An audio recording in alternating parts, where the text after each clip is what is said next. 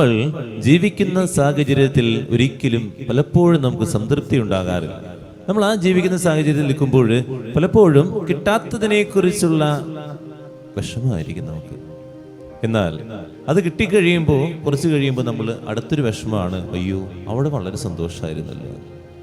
ഇന്ന് സബദിപുത്രന്മാരുടെ ഒരു വിഷമമാണ്, അവർക്ക് ശിഷ്യനായിരിക്കുന്നത് വലിയൊരു കാര്യമാണ്.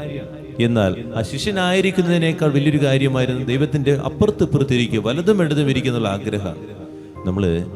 നമ്മൾ ആയിരിക്കുന്ന അവസ്ഥയിൽ സംതൃപ്തിയോടെ ജീവിക്കാൻ എനിക്ക് പറ്റുന്നുണ്ടോ എന്നുള്ളതാണ്.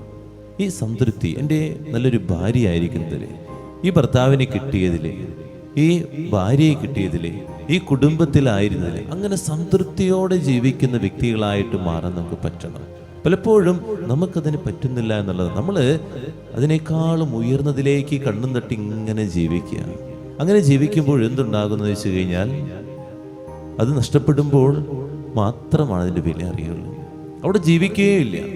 അവിടെ നമ്മൾ ഇങ്ങനെ മരവിച്ച് ഇങ്ങനെ മുന്നോട്ട് പോകും. ഈ വണ്ടികൾ വലിച്ചു കൊണ്ടുപോകുന്നത് പോലെ തന്നെ, കേടായ വണ്ടികൾ വലിച്ചു കൊണ്ടുപോകുന്നത് പോലെ തന്നെ ഇങ്ങനെ കുറേ ജീവിതങ്ങൾ ഇങ്ങനെ വലിച്ചു കൊണ്ടുപോവുകയാണ്. ഇങ്ങനെയോട് പൊക്കോട്ടെ.